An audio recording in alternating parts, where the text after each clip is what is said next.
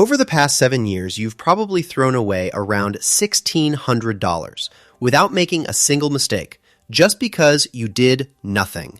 No bad purchase, no dumb decision, quite the opposite. You simply left everything the way it was. Same electricity plan, same insurance, same bank account. And your brain kept telling you, all good, this is the safe way. In the next few minutes, I'll show you why all this doing nothing is your most expensive contract and how to get rid of it in just 15 minutes a quarter. First things first, this is not laziness. And it's not a math error either. You can't fix it by running the numbers one more time. It runs deeper. Doing nothing feels free, but it isn't. For your brain, taking action is effort, and doing nothing is effortless. So doing nothing wins. And there's more. The thing you already have is familiar. The alternative is uncertain. And when a box is already checked somewhere, your brain reads it as a recommendation. Probably fine. That's exactly why almost everything stays the way it is. And every month you stay with the pricier option is a small fee. Psychologists have a name for all this, but the name doesn't matter.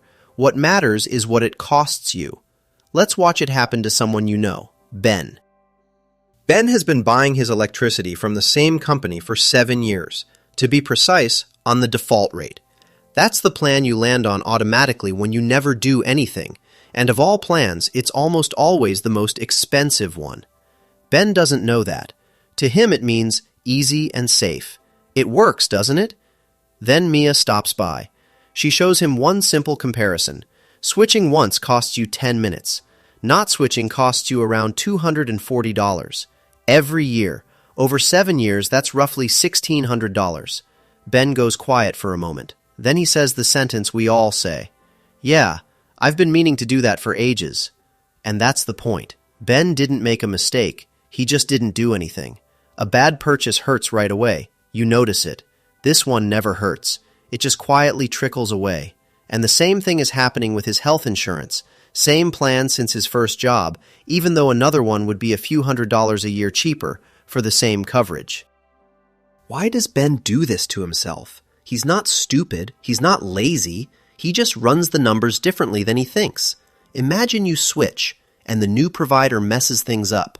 Wrong bill, surprise charge, weeks of chaos. You feel that risk instantly, physically. The $240 in savings, though, you don't feel it. It's vague and far away. A possible downside of switching simply hurts more than the certain upside excites you, so you stay. And that's not a guess. Researchers gave people the exact same choice, once neutral and once with one option labeled, "This is your current setup."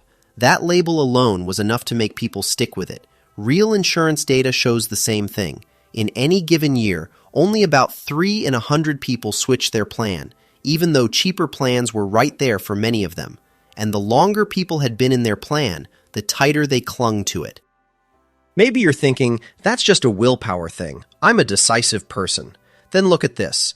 People were asked a single question online with exactly one click of effort, whichever way they answered. Only the default was different. When you had to actively click yes, about 42% agreed.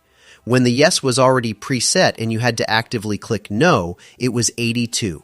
Same people, same effort, same question, only the checkbox was set differently. And this is no one-off. Across more than 50 studies with over 70,000 people, the same pattern keeps showing up. Defaults work strongly. Not in every single case, but reliably. In short, it's built in. Not your character, your wiring. And where does this wiring show up next?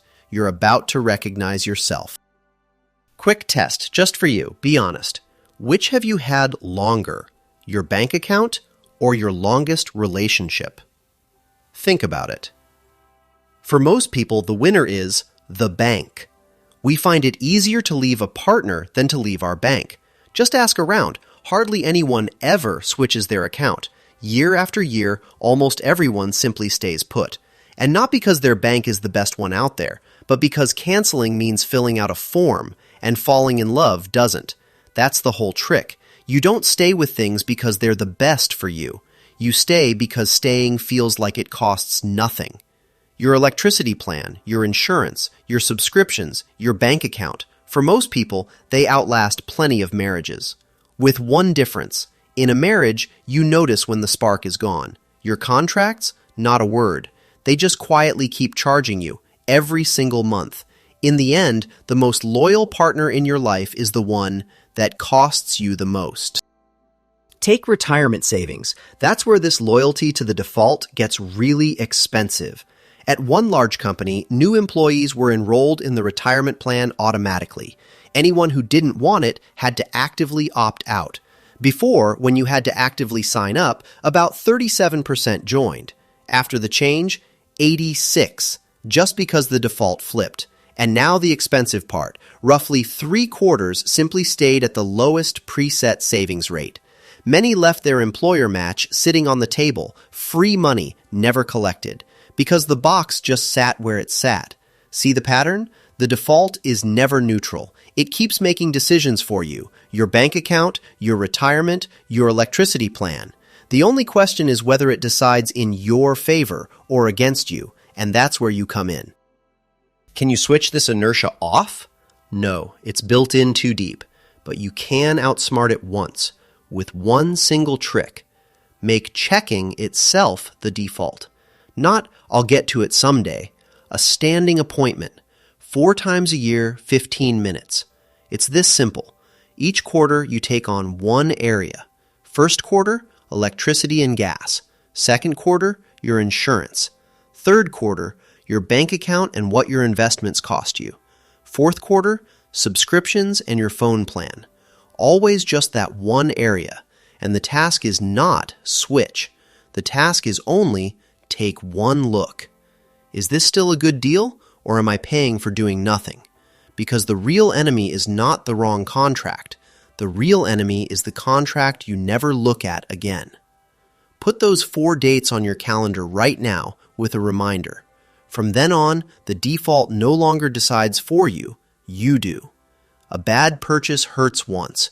Doing nothing never hurts and still costs you money every single month. A calendar date beats good intentions. Your turn. Which of your contracts is collecting dust right now? And for how long? Drop it in the comments. I'm curious. The next video is about the bias that sabotages your safety net, why deep down you believe the bad stuff won't happen to you, and why you get insurance too late and set aside too little because of it. Subscribe to the channel so you don't miss it. And send this video to the person whose electricity plan has definitely been the same for years. This video is education, not financial advice. Make money decisions yourself or with a qualified professional.